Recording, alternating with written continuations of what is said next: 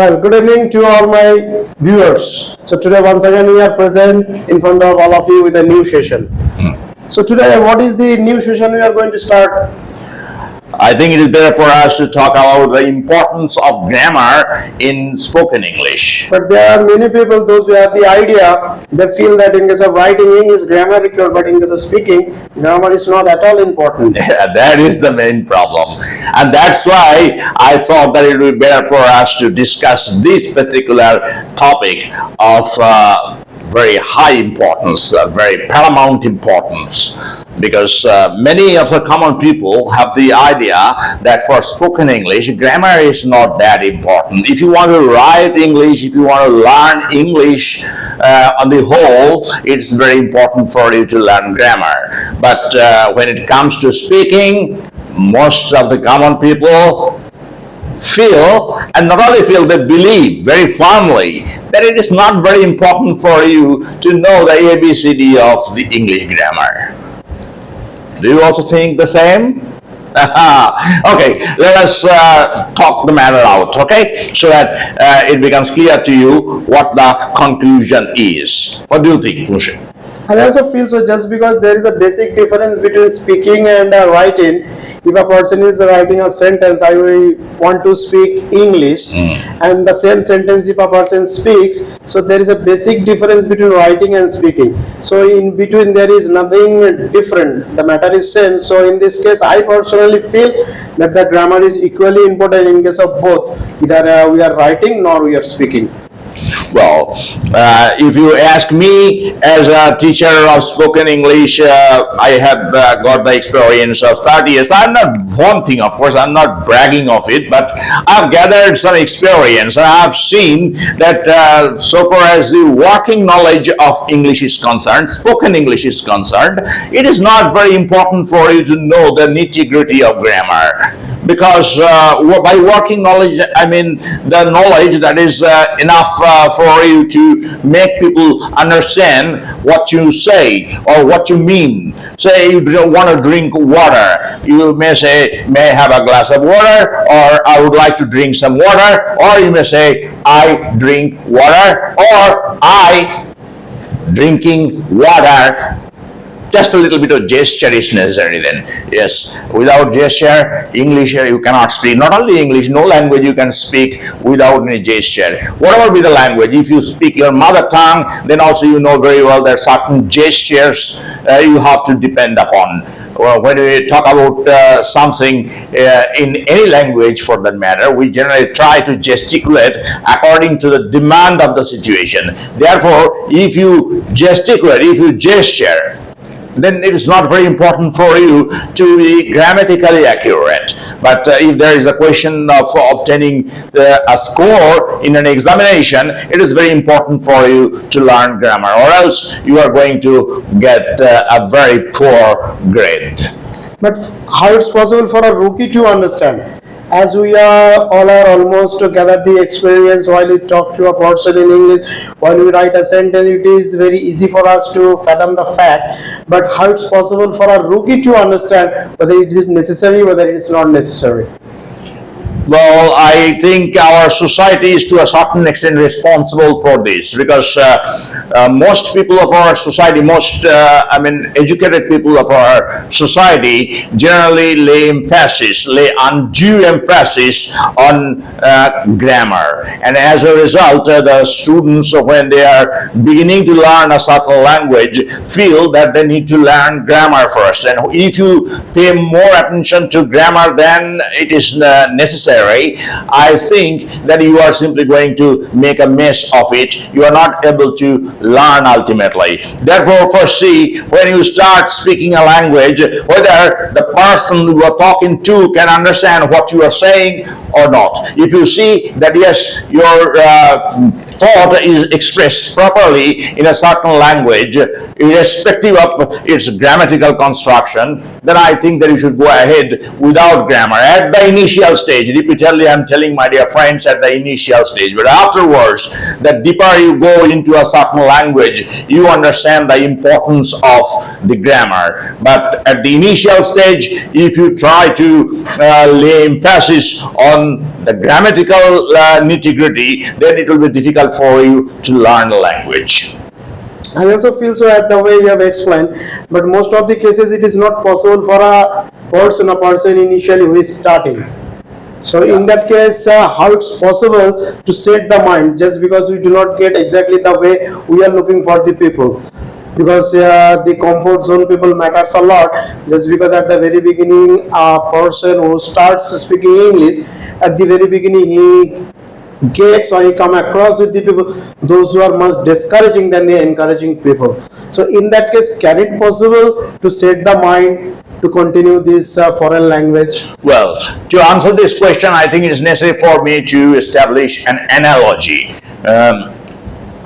If you are given bricks, a lot of bricks, and you are asked to construct a wall, you must be successful in constructing a wall because you have got bricks, and the bricks are the prime thing for constructing Yes. a wall. So what you do, you lay brick upon brick, and you see that a wall is built up. Now the question is, the wall is not very strong.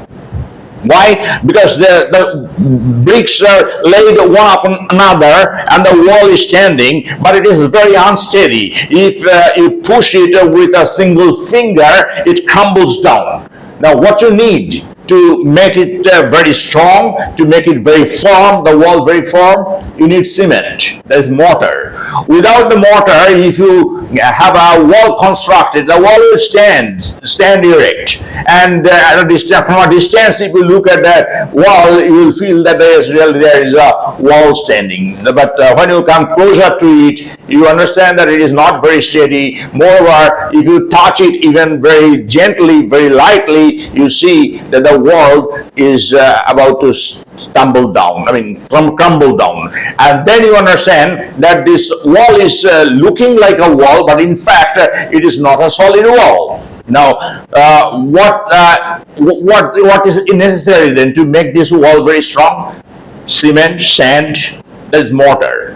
Now, when a mason is provided some mortar, he lays brick upon brick with the help of mortar in between bricks. And then after the wall is constructed, even if you push it, it will not fall. Why? Because it is very strong, very firm.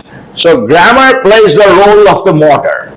And vocabulary, the words play the role of the bricks. So what is more important? Bricks. Here, words. Say you want to just construct a sentence. First thing that comes to your mind is words. Do I have the required words?